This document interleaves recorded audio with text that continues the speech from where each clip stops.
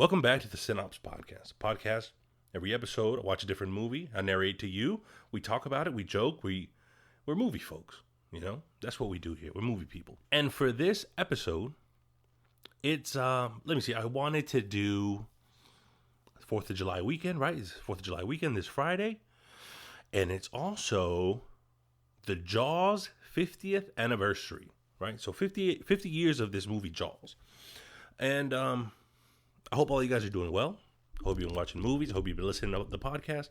I hope you're hanging out. All right. I hope you're hanging in there, drinking water, having a good time, whatever. I'm gonna stop saying whatever. I'm sorry. In the last episode, when I was editing it, I noticed I was saying whatever, whatever, whatever, whatever, whatever, whatever. You know what I mean? I was saying it too much, and it was annoying me while I was editing it. I know more words than that. So come on. All right? Use big words. Use your words. So the movie Jaws came out 50 years ago. What is that? 50 years ago is 25? 75. It was 1975. Think about that.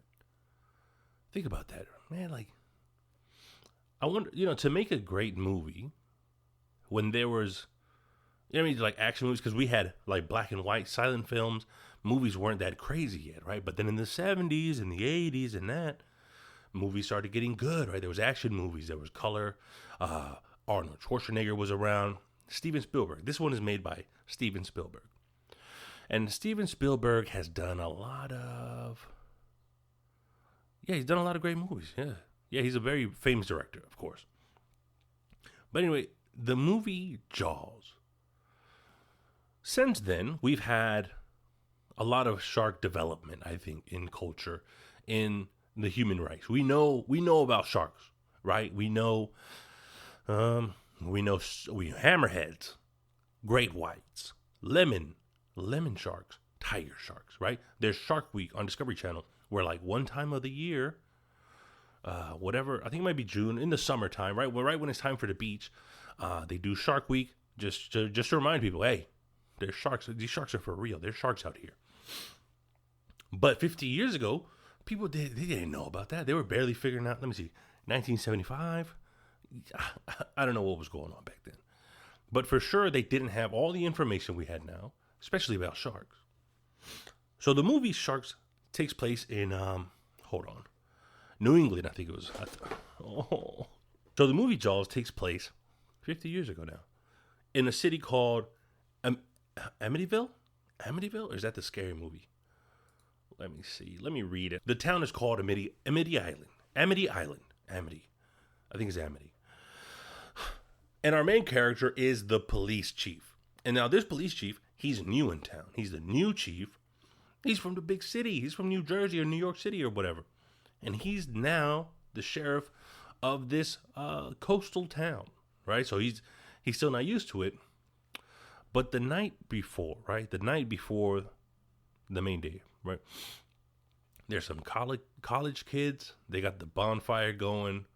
You know how it is to be young and all the sexual tension between a group of teenagers, right? And they're drinking, having bonfire, and this girl, she thinks this guy's kind of cute. This guy thinks she's kind of cute. They're looking at each other, and they're like, "Hey, come on, let's go over here, right? Get away from the crowd, get away from the campfire." And the girl's like, "Hey, try to catch me," right? It's like a romantic thing, not a "Hey, I'm gonna catch you." It's so she's like, "Oh, come catch me." So he's chasing her. They're both a little drunk. I think he's really drunk, and he's chasing her, and she's like, "Come on, chase me into the water." There's a few places I don't like going in after dark. The forest, the water. I just don't think it's a good idea. So she's like, "Come on, follow me," right? And she's being all seductive, taking off her clothes, and she goes skinny dipping. We can't see because we see the silhouettes of them, right? It's nighttime, the moonlight, the ocean. She strips down, she jumps into the water, and she's like having fun. She's like, "Oh, wow." She's like, "Oh." And the dude's like, he's drunk, he's trying to get undressed. He falls on the beach. And he passes out, right? Because he's so drunk, so tired. He like undresses, he passes out. And the girl, she's like, "Oh, oh, he's gonna catch me anytime soon. And she's swimming, and then we hear it. Dun, dun. Oh, dun, dun. That's the famous Jaws sound. Da dum, da dum. And we see something watching her, right? We can see her silhouette. She's swimming. She's having a good time, and something grabs her, right? Grabs her leg, and she's, oh, what was that? And it pulls her harder, and it pulls her harder, right? Like, it's not a game. It's not a game. It pulls her harder, and she's like, oh, what is that? And what is that? And then we see her from the top of the water. The dude, he's passed out on the shore. We see her on the top of the water. She's getting like, oh, ragdoll. Ragdoll's like, oh, what's happening? Boom. And it goes quiet. Something got her, dragged her. She's gone. She's gone now. And the dude's passed out on the shore. And then it's the next morning. The coach wakes up. He's new in town. He's like, yeah, babe. He's talking to his wife, talking to his son.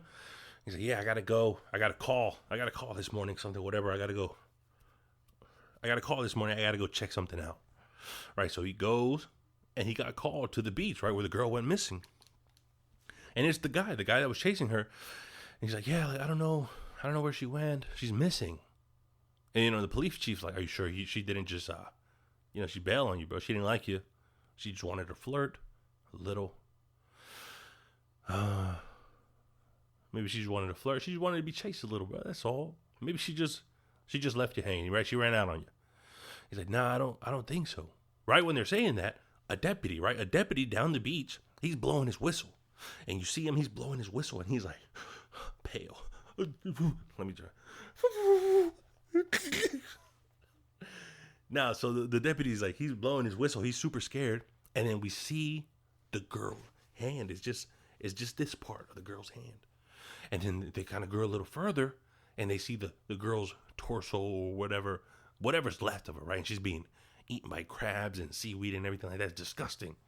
So now the audience, I'm imagining the audience. I'm imagining the audience in 1975. Let's see. If you're 30 years old in 1975, imagine being an adult. Imagine being 40 years old in 1935. You've been through a good amount. Never sharks. Yeah, I mean, you went through the Second World War, whatever. I don't remember. I don't know exactly. Maybe a little bit of the Vietnam. And now you got to worry about sharks, right? You survived the Vietnam War. Now you got to worry about sharks. Well, World War II happened. Now you got to worry about sharks. And this girl, she's tore up. She's gone. And then the chief, he goes back. He's writing the report. He's on the typewriter, right? So he's writing the police report on the typewriter. The girl went missing. There's a shark in the water. But this is a coastal town. It's a beach town. So the mayor comes to talk to the chief because, the mayor caught wind of this. He's like, oh, this is bad for business. This is what the mayor's thinking. The chief, he's like, hey, we got to keep these people safe. We got to keep them out of the water. We have to let them know. But the mayor's like, listen, look, you're new here, right? He's giving them that kind of, listen, hey, let's understand each other, right? He's trying to butter them up. He's trying to get them to understand that we need this tourist money, right? The money from 4th of July that's going to keep us afloat. This is where we make our money, our bread and butter, or whatever kind of corrupt politics is going on.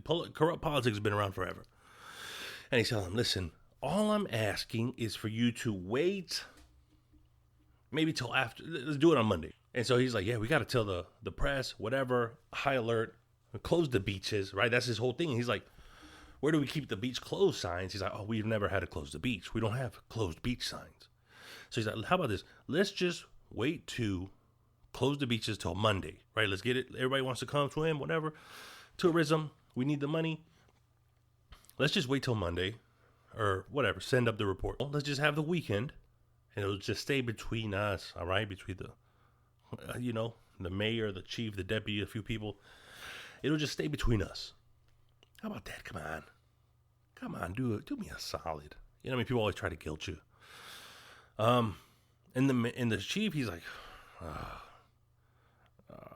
all right, but we gotta do something. And then the chief, his main duty is to keep people safe, but he agrees to it. For whatever reason, he felt he got pressured into it, and he agrees. All right, I'll send the report Sunday night or something.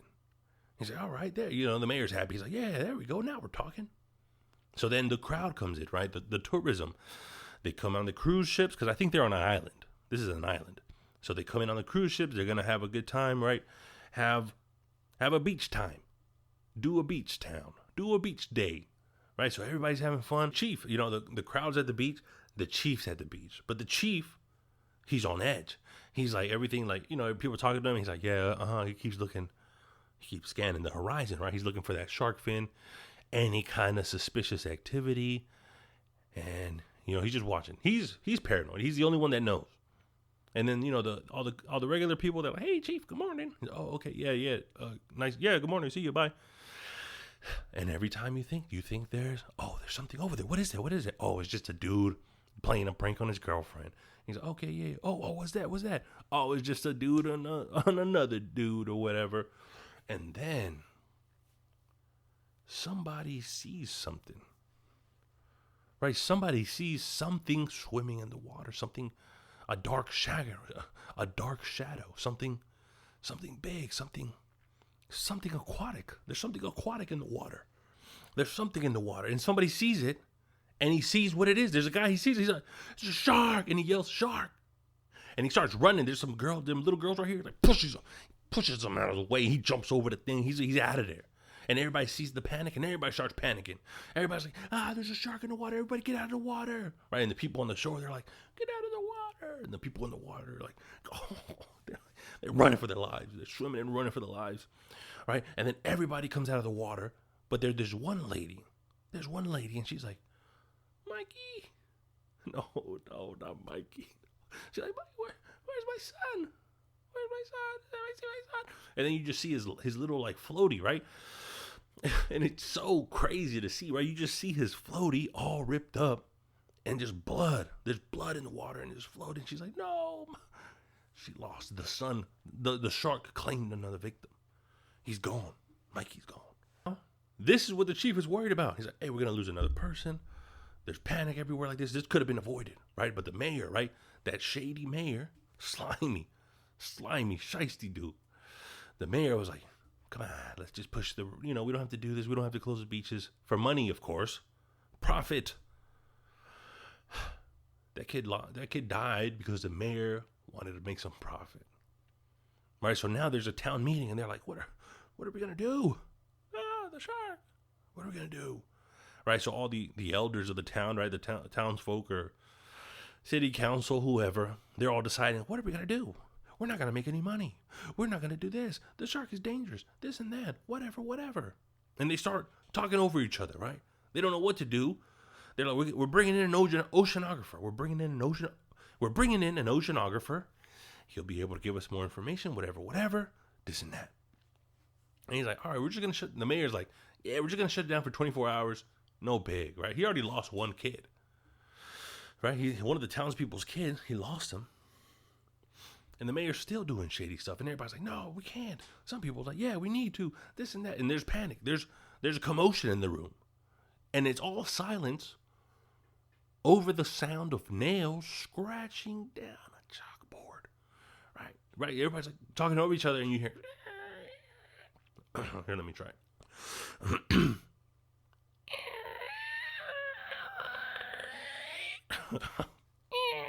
All right, you get it. Nails on the chalkboard. And who is it? The saltiest of salty sailors. Right? This guy. His name's Quinn. And he's cool, man. Picture just like a salty granddad. You know what I mean? You meet somebody and they're just salty. You know what I mean? And for salt, I don't know if all of you use the word salty because when you're salty about something, it means like you're bothered, right? Oh, right. So like say somebody got promoted over you and you're salty about it. But then also they're salty as in you've been through it, right? You've been through so much you could see it on your face. You're salty. Oh, that's a salt dog right there. Oh, he's salty. He's been, he's experienced. He's weathered experience. This is kind of salty. And Quinn, right, Captain Quinn, he says, me, You know how I make my living? What kind of accent does he have? I don't really know this area of the world, right? In the northeast. But he's like, you know me, you know how I make my living. Let me read you what he says, because he's probably one of the coolest characters in the movie. He's like, oh yeah, that's right. So now that I'm seeing this, so the reason Quinn act up is because they decided to put a bounty on the shark's head, so that way all the fishermen, all these people, they can go out into the ocean and hunt the shark, and whoever gets the shark wins $3,000. And Captain Quinn, right? He's a salty fisherman. That's when he scratches the board and he's like, you know me, oh my living, this and that, whatever. But if you want to fight it and kill it, I'll find it for $3,000. I'll find it. I'm not gonna do everything for you, but if you want me to kill it, because you know I'm capable. Quinn is like, you know, I'm the dude that can kill this shark, because I'm salty like that. And if you want that done, it's gonna cost 10,000 of them things. And he kind of just like says that. He's like, yeah, well, you know what it is. If you want the shark caught and killed, it's gonna be 10 bands. And he walks out. He walks out of there. And then the chief, he's just like, he's shook, right? Because technically, that kid died because of the decision he agreed to. So now he's like at home looking at encyclopedias of information about sharks, and you're seeing all this stuff, and you can see that they're cold-blooded, whatever. They're indestructible. They can't be killed. They're the toughest. They're the fastest, and everything that he reads, all the information. People are, you know, I could just see the audience, and they're like, "Oh my God, the sharks! Oh my goodness, these sharks are crazy!" Right? So the chief is like, "Look, we got to keep our kids, like, it's a coastal town, so everybody's like on the rowing team, on the swimming team, whatever. Everybody's in the water. Everything happens in the water here. So now that the water is incredibly dangerous, they got to keep everybody out. So the chief is like, I don't want my kid near the water, right? So now he's like, he knows that this shark doesn't care about kids. He's gonna eat everybody. So there's a few fishermen, you know, they're trying to catch the shark, and they go out to the pier. They throw a big old chunk of meat into the water with a big old hook on it. And they're kind of just waiting around, and then that hook, it catches something, right? There's something on the line, and they're like, "Oh, let's pull it in. It must be the shark."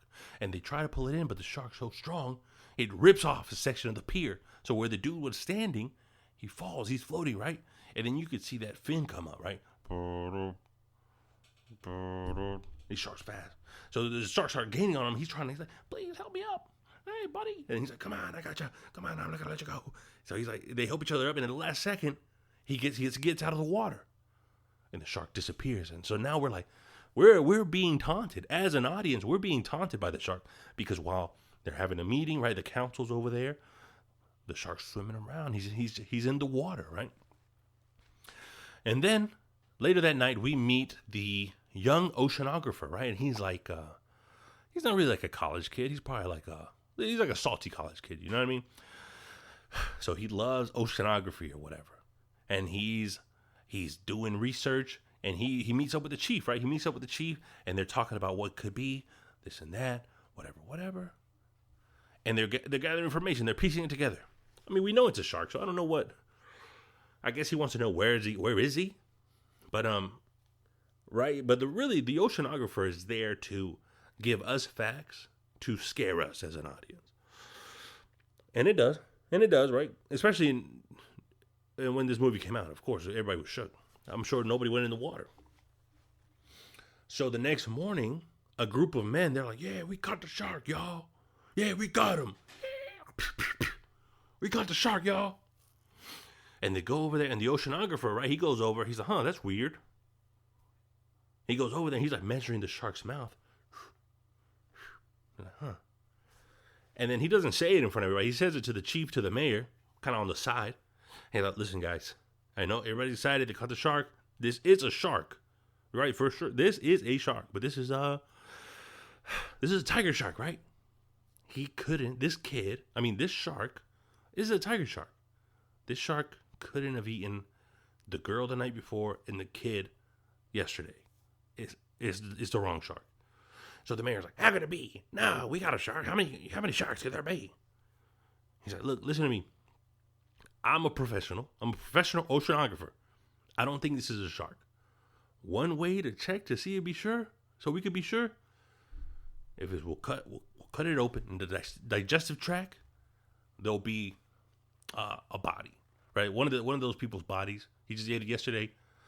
There'll be a body in there, right? So they're like, oh. So the mayor's like, oh no, because he knows, because it's coming from a professional. He knows, oh, maybe this isn't the shark. But he wants this to be over with so he can open the beaches, tourism come in. So the oceanographer, right? So he goes, he's like, I'm gonna go on a boat. I'm gonna go check something out, something in the ocean, right?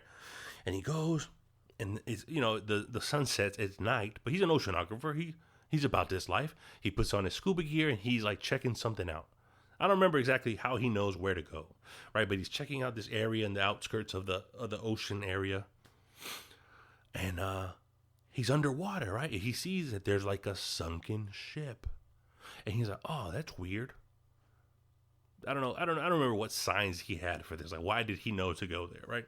But he's checking out the ruins of this sunken ship, and there's a hole. There's a hole in the side of there's a hole in the side of the boat, and he's like, "Huh."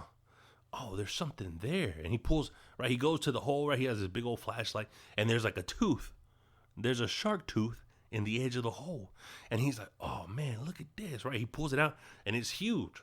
So he's looking at it. He's like, oh no, because he knows what it is. But right then, a body comes floating out of the hole, right? And he's like missing an eye and everything. He's like, jump scare, right? So he's like, ah. He drops the tooth.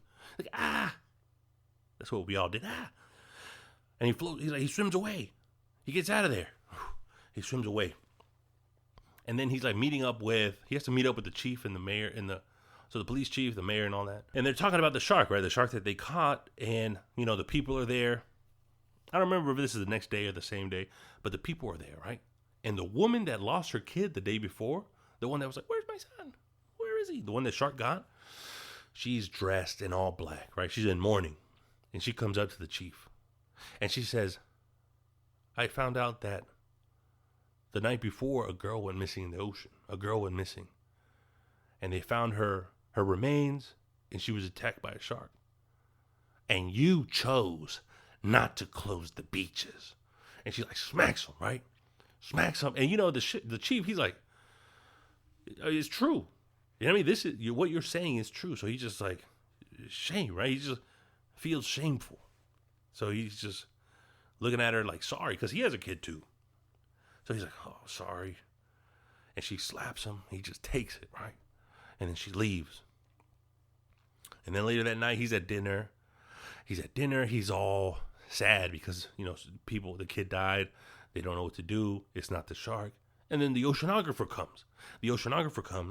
And he's like, I made a discovery. I know what, whatever. He's like, what? What is it? Right, they're going over the facts. The oceanographer's like, the tooth that I found at that shipwreck, it belonged to a great white. So I'm guessing like before you knew about sharks, the audience is like, what? Great whites? What are that? So they're like, the great white shark is the most dangerous shark. It grows up to be this big, this many rows of teeth. It weighs this much. It's the most dangerous, and it's territorial. So since it's territorial, it must still be out here, right? In this radius, in this area of water, right? So the oceanographer, he goes to the chief with all that information. He's like, it's a great white, this and that. It's dangerous. It must still be out here. And there's no way that shark that we found over there is this shark. So they cut the shark that they did catch. They cut him open, and it's just a bunch of trash in there. He's like, yeah, this definitely isn't the shark that ate that kid and that other kid. So we got to tell the mayor, right? So now it's the next day. And the next day, and the news has spread, right? They already said, hey, guys, we caught that shark. Don't worry about it. Go in the water. Everything's great. And they're at the beach, and they're like, they're sketched. They're sketched out. They're like, we're not going in there. And then the mayor, right, there's this one old man who's always swimming. And the mayor's like, hey, bro, like, why aren't you in the water? He's like, oh, I just don't feel like going in the water today. And he's like, get in the water. Get in the water. Right? So he's like, oh, okay. Right? So the old man goes into the water.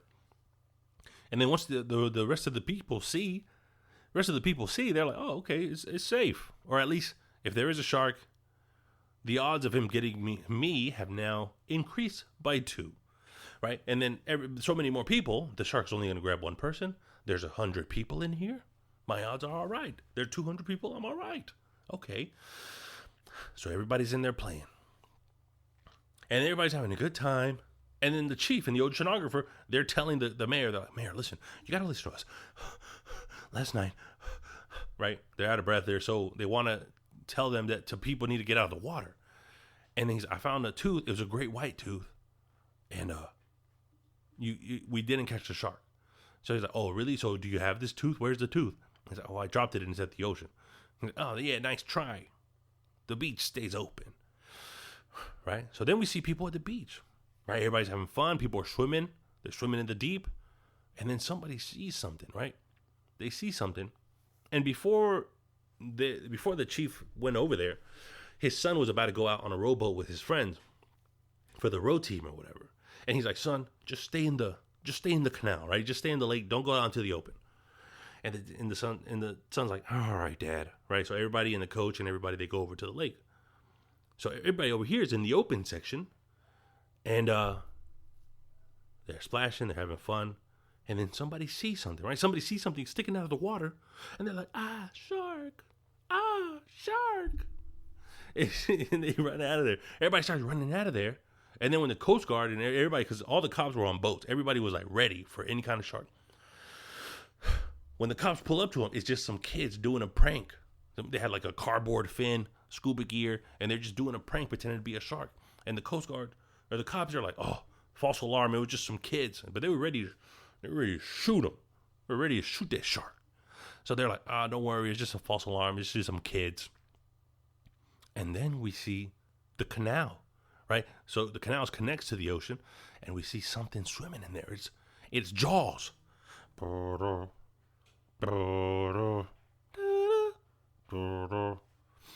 Right? So the shark is swimming in there, and he's going straight where the boat is, right? And the boat is a few people. The coach is in there, is coaching them, and the coach is like, come on, guys, get in there stronger. And the shark comes out of the water and grabs him, right? Because he's like either really close to the water or hanging out in the water or something. And the shark grabs him. So for the first time, we can see the shark grab somebody, bite him, and thrashing him around, because we had only seen him like kind of, glimpse here and there, right? We see him at night. We don't really see him, but now we see his eyes. We see his eyes. He grabbed his leg and was shaking him around. And then we see the leg floating to the bottom of the water. It lands. Imagine how shook these people were in 1975. We see the leg fall down. And they were like, get out of the water. Everybody's shaking. The kids that were in the boat, they fell into the water. But since the shark's attacking this person over here, since the shark's attacking the coach, it gave a chance for the kids to swim. Right? So they're swimming. They make it to the shore. They're safe. And the shark is gone. Coach is gone. So now there's been another casualty. Another casualty directly related to the mayor who didn't listen to shut everything down. So now they're in the hospital with a few of the kids that got scratched up or whatever, and the chief is pissed. And he goes up to the mayor, right? Right when the mayor's, he's like, he corners him. He's like, hey, you got a pen? He's like, yeah, I got a pen. And he pushes him into it. He's like, you're going to sign this contractor or whatever, and we're going to hire somebody to kill the shark, right? And he corners him, threatens him a little. Sometimes you got to threaten him a little, So he's like, all right. And who do they hire? Captain Quinn, the salty of salt dogs. And he goes over to him, and now it's Captain Quinn, the oceanographer, who's like a young guy, and chief, right? The police chief. I don't remember his name. And the police, right? The chief telling him, like, Quinn, we need your help. We're going to hire you. We're going to pay you the 10 bands. But you got to take us out there. We're going to help you. We're going to catch and kill this shark. And, and Captain Quinn is giving him a hard time because he's salty. I can't have any, what would you call an unsalty person, right? So, I would call them boots.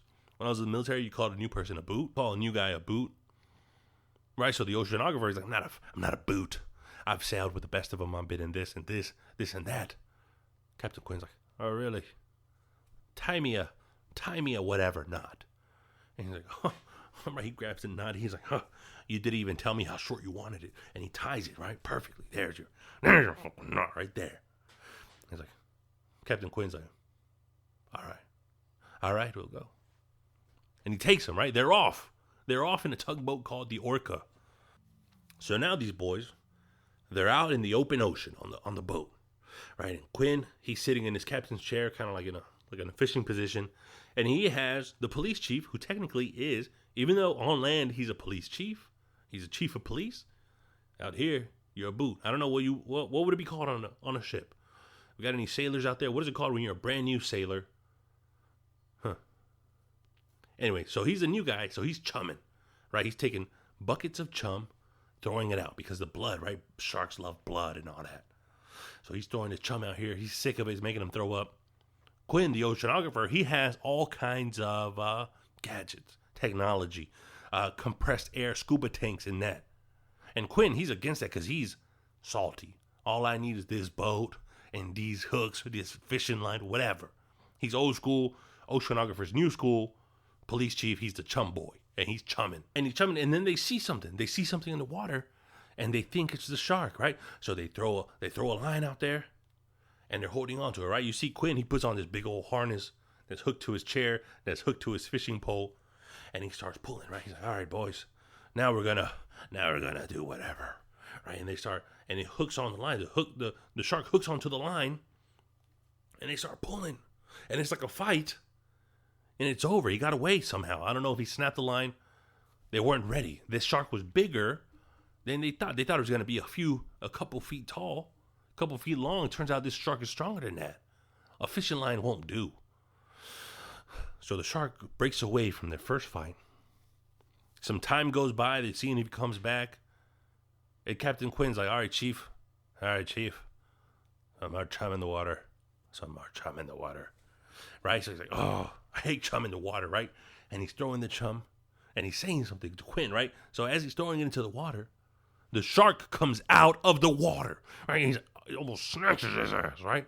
And then Chief, he turns to look at it. He sees him. He sees the size of the shark. And he's shook, right? And he stands up. His glasses almost fall off. And he backs up, right? He backs up into the cabin where Captain Quinn is. And he's like, we're going to need a bigger boat. Right? So Captain Quinn's like, what is it? We saw him. And he's like, what? Where is he? What, you saw him? Where is he? And he's like, no, let's call back in. We got to call for a bigger boat. Because he saw the size of the shark. The shark is almost the size of the boat. So he's like, we're going to need a bigger boat. That's one of the famous lines of the movie. So the shark is circling the boat, right? The shark wants to fight, right? They already tried to fish him once. Now it's personal to the shark. We're going to have to fight this one out. But they're ready, right? They're ready. They're salty. A couple of salty sailors, right? So the tugboat's moving like this. And they say, all right, we got a plan. So they have a harpoon gun. The harpoon gun has a line connected to a barrel. And the rope connected to the harpoon gun is a certain length. The rope connected to the harpoon is a certain length. So that means this barrel that's hooked up to, it's full of air, right? Buoyancy. So the shark, once he's hooked up, he won't be able to go down a certain depth.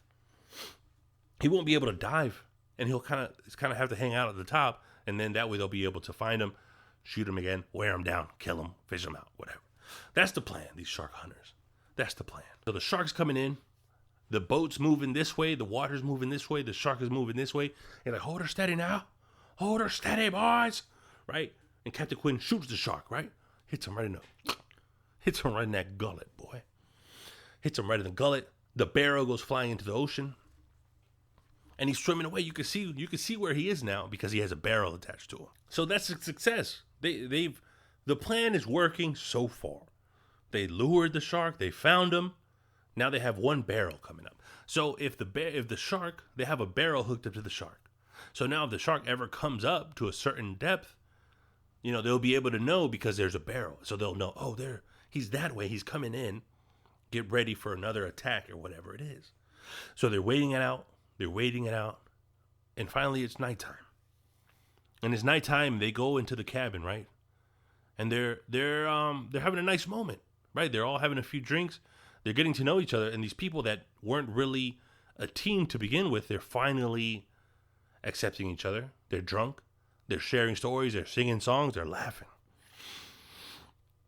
And in this, they start comparing tattoos, scars, right? So the oceanographer, he has a few scars because he's been on a few sailboats before.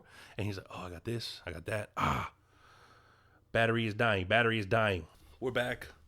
I had to fix the battery. A little bit of technical difficulties. Didn't charge Didn't charge the batteries. Didn't have things ready. It's been 24 hours. I couldn't find the battery charger. So we put the battery. This is the next day. That's if everything looks a little different. This is the next day. All right. Back. So they're below deck. They're having a few drinks. They're talking to each other. They're laughing. They're swapping stories. And they're drunk, right? They're a little drunk. They're singing sea shanties, laughing. And they start comparing tattoos and scars. And he's like, oh, this is from this. They're having a good time. They're laughing at the, a few of the scars that they have, their scratches or cuts. A few of them, am I recording? Yes. A few of them are funny stories, right? And then Chief, the police chief, he sees one on Captain Quinn's arm, and he's like, oh, what about that one, right? What happened there? And the mood shifts, right? Something changes, right? Because this, we were joking about all these other ones, but this tattoo, right? He has a scar right here. I had a tattoo removed. It used to say the USS Indianapolis. And everything, I don't know what that was, right? So when I saw this, I didn't know what that was. So I'm like, oh, the U.S., it's a ship, obviously. Right, but when he says the USS Indianapolis, they get down, the mood changes. They're sad. They're like, oh, it was one of those, oh, right? One of those moments like, oh, that's a big reason why you're such a salt dog, right? Why you're so salty. And they're like, oh, sorry, we didn't mean to intrude. We didn't mean to cross any lines. We didn't know what was going on. And he's like, no, it's all right. Right? He's like, he's saying, no, it's all right. And this is the best. What happens next? What Captain Quint says next? There's no way I can do it any justice. This is probably one of the best monologues, the best acting in a monologue that I've seen in any movie so far. I think Captain Quinn's monologue. Check it out. If you don't watch the whole movie, listen to what I'm telling you. This you're getting the Cine-Ops here. Go over there and watch it. Watch this actor do the monologue. I have it here. I'm gonna read it. I can't really do his voice. I'll do a little bit, right? I'll do the inflections and the cadence of what I think Captain Quinn is, but the actual voice and the actual delivery from the movie, like no other. Like nothing I've ever seen before, right? All right. So they ask him about the tattoo. He says, yeah, it's for the U.S. Indianapolis.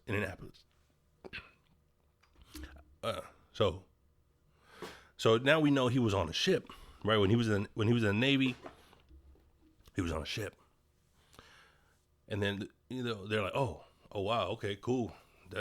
So they're like, okay. And he says, a Japanese submarine slammed 2 torpedoes into our side, Chief. It was coming back from the island of Tainan.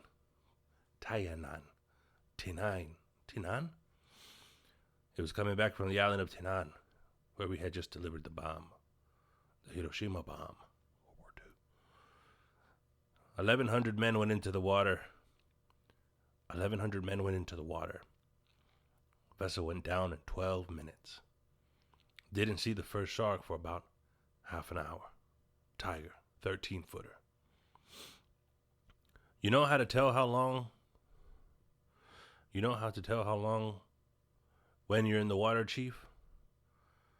You tell by looking them from dorsal to tail. Well, we didn't know, because our bomb mission had been so secret, no distress signal had been sent. They didn't even list us overdue for a week.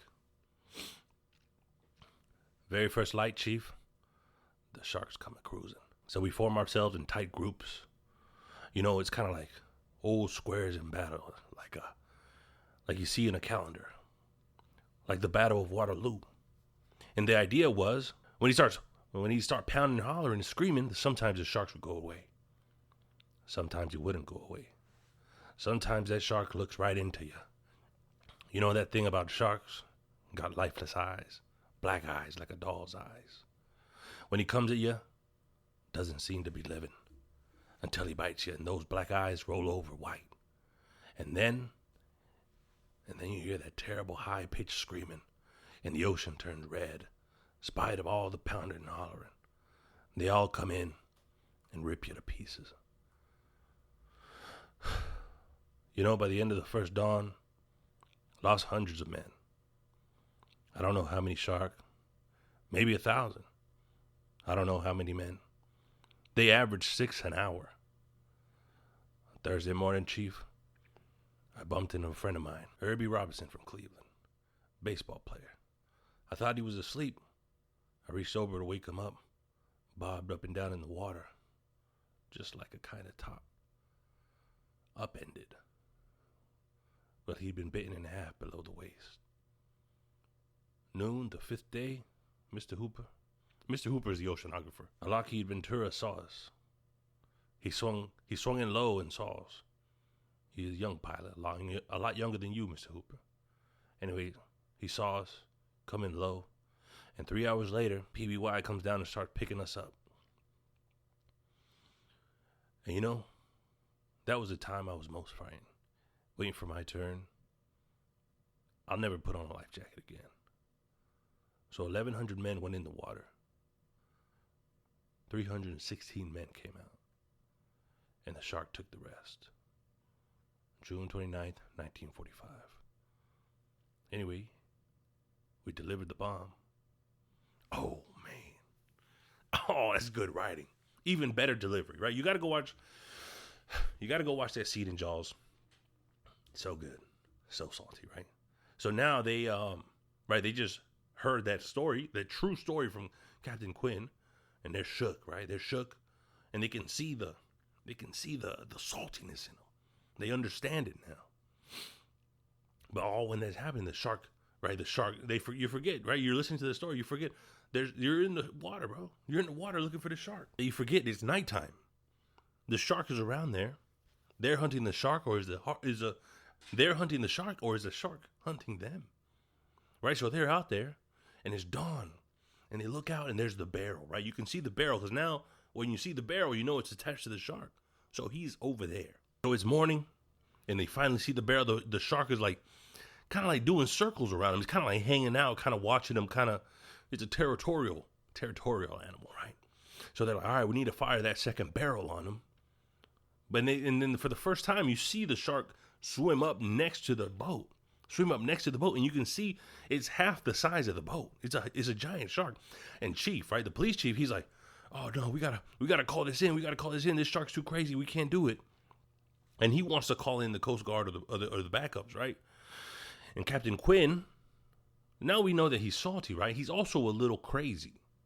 He's a little crazy, and he sees the shark, and he knows that this fight is gonna be epic. This fight is gonna be crazy. It's gonna be a great white fight. And he's kind of snapped, right? He's a little crazy.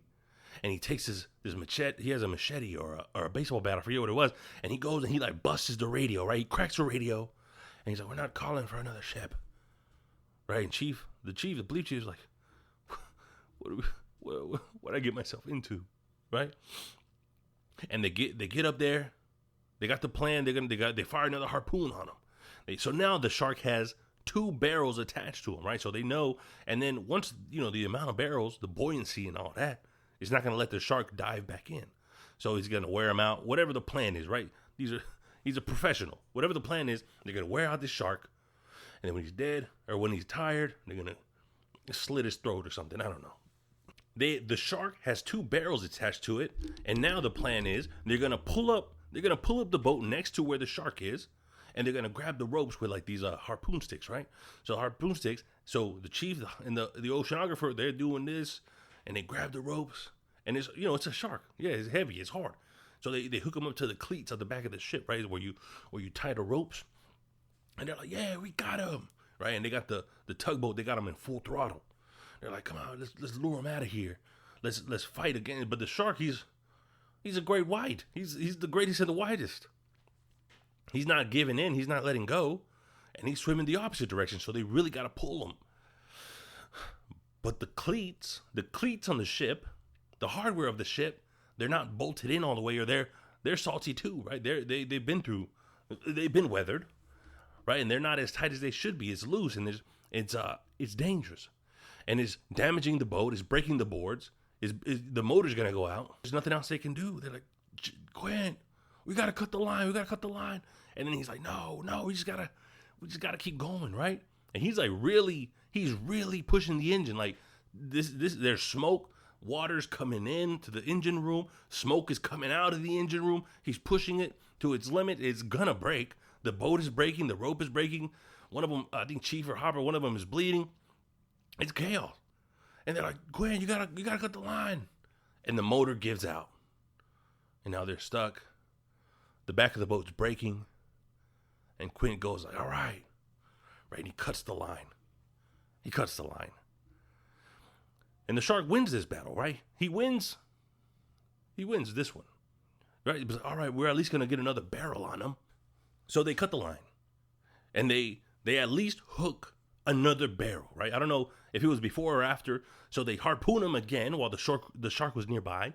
And now the shark has 3 barrels. And they can see the shark, right? He's swimming towards the boat.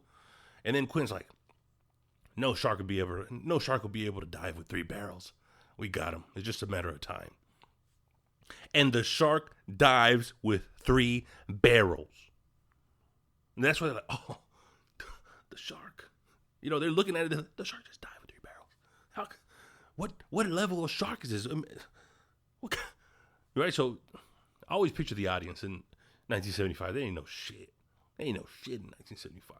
They're like, oh my God, we got to stay out of the water. So now this giant great white shark, he just dove with 3 barrels. That was their plan. Their plan was to tire him out. We're men. We can outsmart this creature.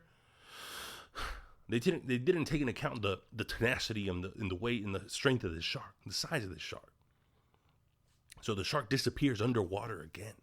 3 barrels, 3 empty 5-gallon, not 5-gallon buckets, but like drums, right? These giant plastic drums. And he just dove with them, right? So now they're stuck, right? Their boat doesn't have an engine. They're out of harpoons. They're out of bullets, whatever it is. And so Quentin, right, realizing that all his old salty dog tricks, shark hunting tricks are done, he looks at Hopper, right, this young oceanographer. He says, well, Mr. Hopper, and he says, well, Mr. Hopper, what can you do? What can you do with these tools? With these tools of yours? What can you do with these new tools of yours? I don't know why I keep doing Irish.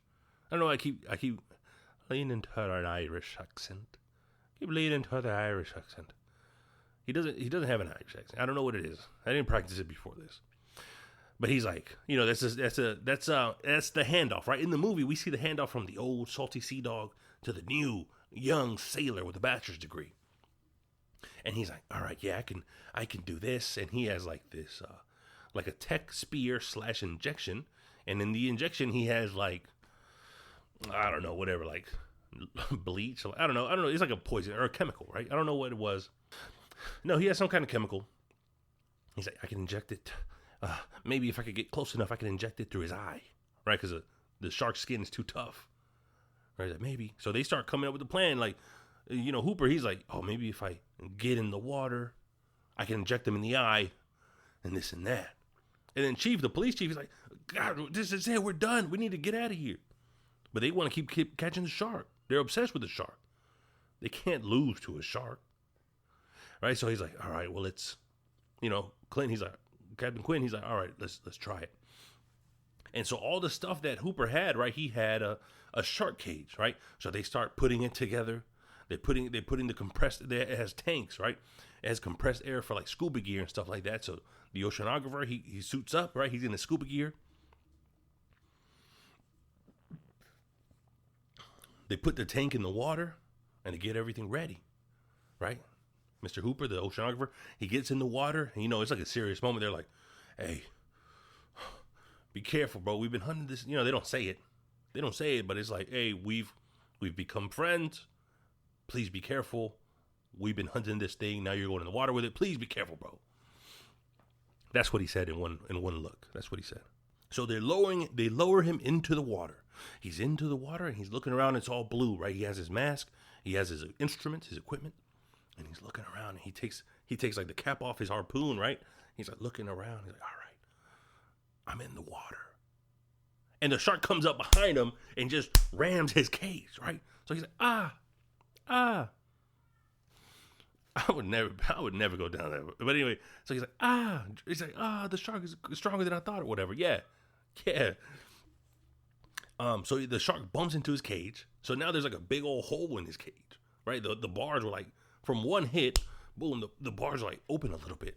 So he's like, oh no. And the shark turns around and you just see how huge this thing is, right? And he comes up and he starts beating up the cage again. And the dude, of course, drops his harpoon. The only weapon they had, he drops it, goes to the bottom of the ocean. It's probably like 20 feet. I don't know, maybe 20 feet down.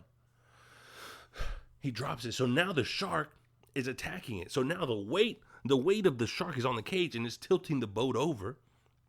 And the wooden beam is so old, you could hear it cracking, right? The beam holding up the cage on the boat, it starts cracking, boom, and it gives out. And Chief and Quint, they're like, Police Chief and Captain Quint, they're like, oh no, come on. They're holding it up, they're trying to hook it up to something else, and everything's rickety, right? This whole boat is rickety. And they're trying to reel him up. They're like, no, Hopper, no. But while the shark is attacking the top of the cage, the oceanographer, he slips out the bottom. He slips out the bottom, so the shark is like attacking him, and he slips out the bottom, and he like paddles down to the reef, because like he has a scuba tank on him, you know what I mean? So he can breathe for a little while. So he goes down to where there's some bushes and some reefs and leaves and stuff like that, and he goes down there and he hides out. So now the shark, he's like finishing ripping up the cage, and he finds that he gets off, right? He gets off the cage, and that's when Chief and Captain Quinn, they pull up the cage, and it's just like, it's like a soda can, bro. Imagine like stepping on a soda can, and it's like, oh, this was supposed to protect our buddy. No, not our buddy, right? No, our buddy. But the ship was already damaged. The force was from the shark. Now the ship is taking on water, so the back of the ship is sinking into the water. So the ship is tilted up like this, and they're like, no, our buddy. And the shark comes up and tries to grab him, right?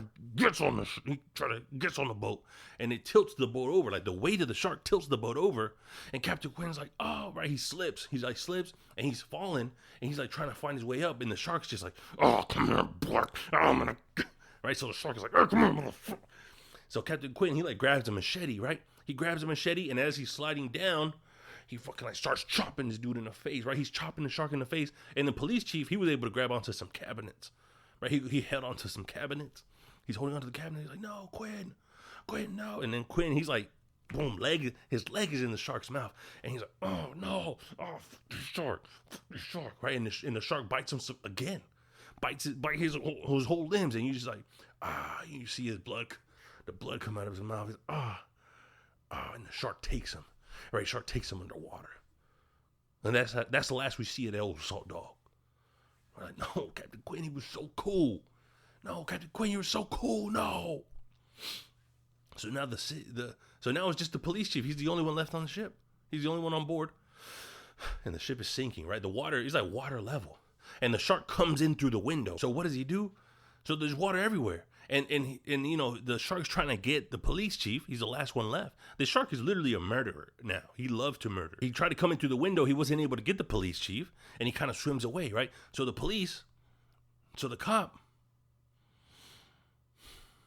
shark was trying to come into the window, right? And the police chief, he's trying to climb out of there, throw a whole bunch of stuff in there. And he sees one of the scuba tanks, right? The compressed air that the oceanographer had.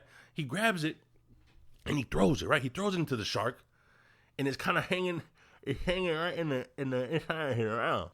So the shark like swims away. He has that thing in his ear. He has that thing in his mouth, and he kind of swims away as the ship is sinking. So the police chief, he's running out of options. The only thing he has left is like the mast of the ship is sticking out of the water, and it's slowly going in. But he was able to grab this rifle, right? He grabs his rifle, and he's leaning on the mast as the shark is coming in, and he's aiming at it because he's like, you know what? This is my last option. I'm gonna shoot the shark in the face, right? So he's leaning. The ship is sinking, and the shark is swimming towards him fast as fuck. And he's like, he shoots at him, misses. boom, he's missing.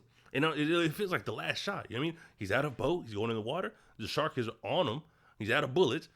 All his friends are gone. And he looks at him one last time. He says, "Smile, you son of a bitch." Shoots him right in the gas tank. Hits him right in the gas tank. Pink mist everywhere. Shark blubber and pink mist everywhere. He won. He did it.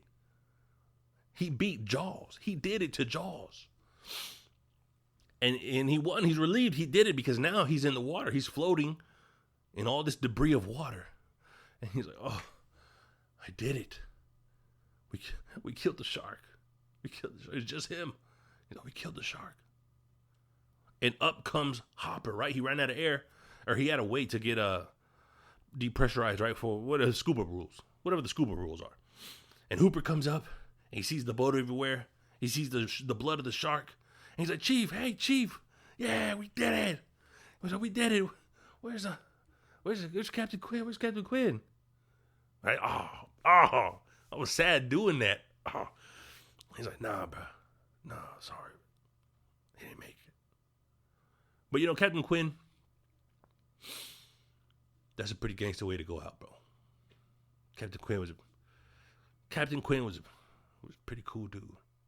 And that was the way he would have gone. He would have wanted to go out.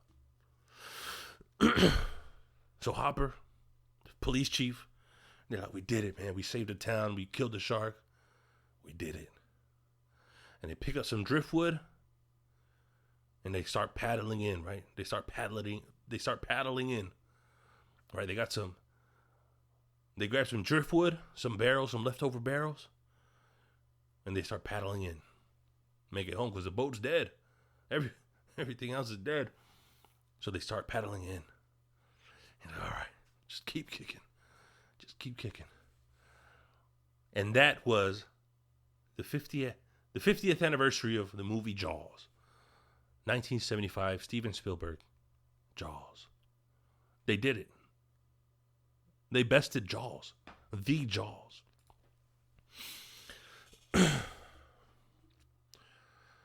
What do you guys think? What do you guys think? What do you guys think? I thought it was pretty cool. It was the first time I watched this in a long time. Right? I watched it when I was a kid. But now I understand a little bit more things. And it was pretty cool. It's sitting at a 97% on Rotten Tomatoes. Not that I really care about Rotten Tomatoes, but 90% audience score. That's more important. But yeah, let me know what you guys think. That was our 4th of July episode. Maybe I'll do another one. 4th of July related. Yeah, Shark Week. Sharks are crazy. Sharks are wild. Let me know what you guys like to watch. What the next episode should be. I'll be here. I'll be doing movies. I'm Alvy. Sharks in the water.